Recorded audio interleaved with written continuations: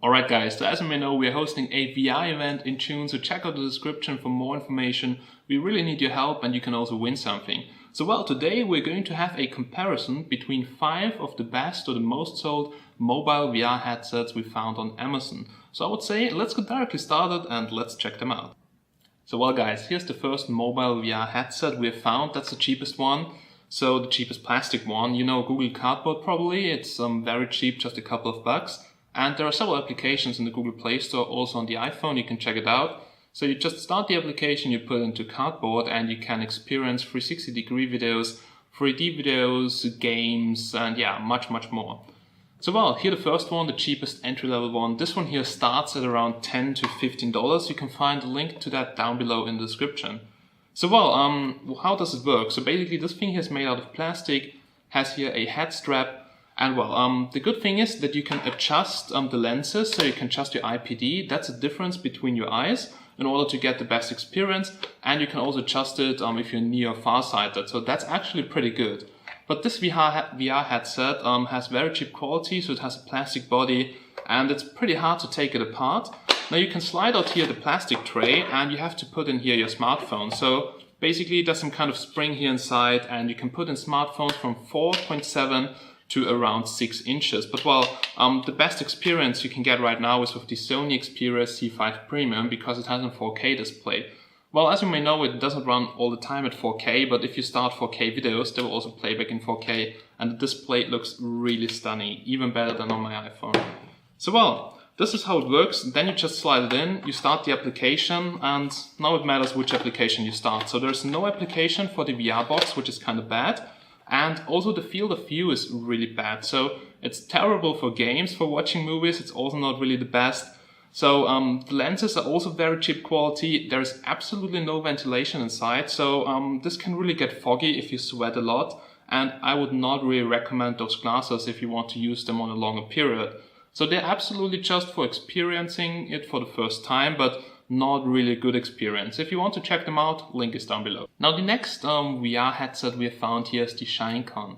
So it's a little bit more expensive, it's around $20 to $25, but it's very similar to the VR box, but a little bit better quality on the lenses. Now you can detach the faceplate, it has some magnets on the outside, and basically this headset sells under different names. There's one manufacturer in China and you can find it under various brands, but trust me guys, all the same quality. They just changed the faceplate here with a different logo.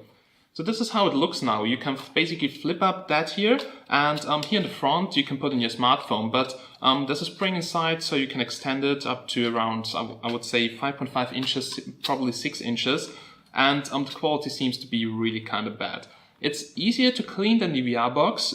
Both headsets, they have no application designed for them, so you have to use the Cardboard applications or something else, and they have no kind of magnetic switches or something, because you know, you don't have control, so you need some kind of controller or some kind of switch or some gesture controls, okay? This is how it looks like. You can adjust your IPD. You can also adjust, if you're nearsighted or farsighted. Now, it looks a little bit better than the VR box regarding the strap, and here on the inside we also have leather, so it looks a little bit more premium, so some kind of fake leather. Still, the ventilation seems to be kind of bad. You can easily swap the lenses and you can also easily clean it, but that's everything. The field of view, I would say it's 85. It's a little bit better than on the VR box, but still not really usable for games, and you really don't feel so immersed because you can see huge black borders. You have to zoom in a lot, and I don't like the lenses on those cheap VR headsets a lot.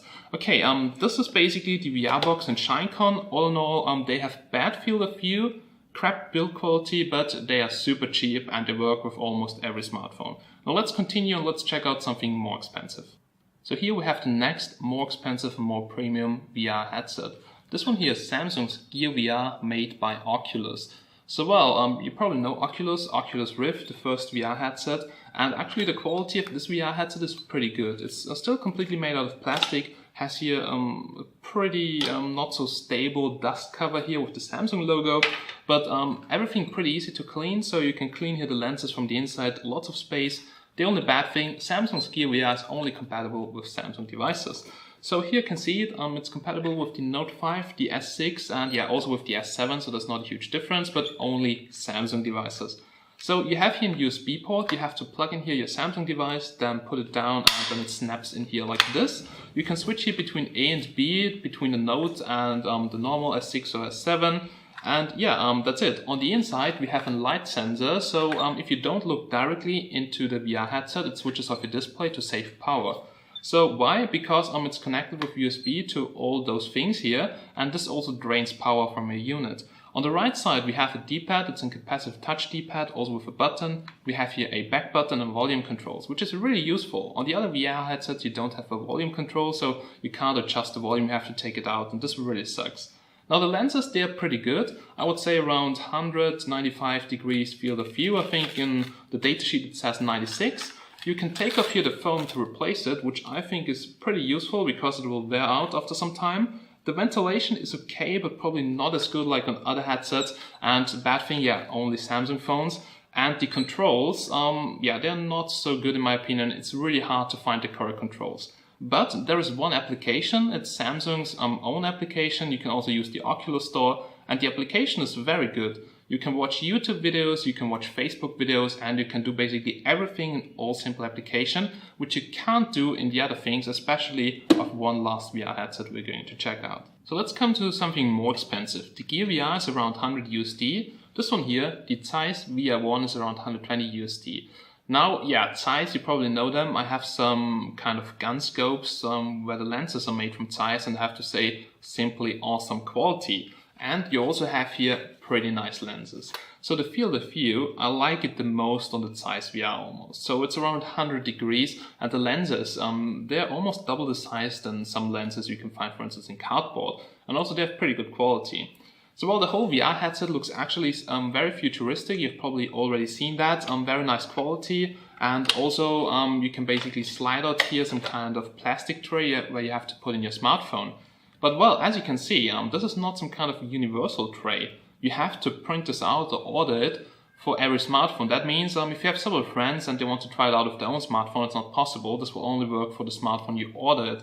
And you have to buy them for around $10, and I think you can even print them on your own if you have a 3D printer. But this one here is not so super nice. So this one here is for the C5 Premium. I can put it in here like this. I mean, it fits there perfectly, and this also makes sure that the smartphone is always in the correct way and the perfect way possible. On the right side here, we have a magnetic switch. So there are several devices having a magnetic field sensor, so this should actually work as controls, but I'm not so happy with those controls, so the one on the Gear VR are definitely more advanced. So here on the inside we have some kind of foam which you can't replace so far as I can see, but looks like pretty decent quality, a head strap, and yeah, that's it. So as I've told you, field of view on that headset, I absolutely love it. Huge lenses. Now there's also good ventilation because there's a lot of space under the nose, but basically also light can come in from here, so yeah, I'm not so super happy with that. But all in all, the Zeiss VR has really good quality, but yeah, it's very expensive and only works with one specific smartphone if you don't order more of those plastic trays. Now here we have the last and one of my favorite virtual reality headsets, and this one here is Noon VR. So it retails for around €89, or actually $99 on Amazon, link down below. And it's basically a very light and portable virtual reality headset. If you check out this Chinese chunk, then it's way bigger, way heavier, and every gram you have on your head matters after some time using it. Alright, so you can detach the faceplate here, so yeah, just like on all the others. And here on the inside you can see we have some kind of rubber strap to fix in here your smartphone. Here also some kind of plastic stands which you can adjust for the size of your smartphone. Works with everything between 4.7 and 6 inches. You can find the compatible devices down below. And yeah, the quality of it is pretty good. The lenses are also very nice. The field of view, I would say 95 degrees. Not as good like on the Zeiss VR, but still very nice field of view. The strap is also nice. It's very lightweight, but still decent quality. Here on the inside we have foam, and you can see a lot of ventilation holes. Ventilation is pretty important. If the device gets foggy while using it, while you sweat a lot, then this really breaks your VR experience. But well, what's the best thing about VR headset? And this is basically the application. So the Noon VR application is especially designed for the Noon VR headset. What is also pretty cool is that there's even an own profile for all the cardboard applications. You know, all those other things you have to adjust everything, but here you can especially choose Noon VR to render all those applications to get the best experience out of the VR headset. And this is really important, so that's pretty good quality. The application is a 360-degree player with some more features. In the future, you can also watch YouTube videos, Facebook movies, and also you can probably play games. And right now, you can basically watch movies from your storage, and you can also watch online movies, so there's some included, and there will be way more in the future. The best things are definitely the controls. So once you buy the headset, you get free activation codes for the software, and it has knock gestures. So basically, you just look at the things you want to enter, you just wait a little bit, and then you can enter. So it's just like a mouse click. But if you want to go back, then you just have to tap twice here on the back side. So there are no controls, no buttons you have to search, you just tap. If you tap once, it will center the cursor, because sometimes the picture is really off because it saves your location. If you look in this direction, you start the application and you look like this, you won't see the picture anymore. And with one tap, you can bring it back. So actually, the controls in the Noon VR application are very good. And this is something I like about that VR headset. So really small, made out of plastic, just like the other ones, but the best thing, definitely the application and the pretty good lenses. Alright, so what's now the best VR headset? So well, I would say better save your money, don't buy those Chinese $10, $15 headsets because they have a really bad field of view and it's not a good experience at all. Well, the other ones are pretty expensive, but if you want to have it for a longer time and you can also change your smartphone so to grade up the display, it really makes sense to invest a little bit more into that. But if you just want to try it out, so if you like it or not, you can basically go for it or just check out Google Cardboard, which is only a couple of bucks.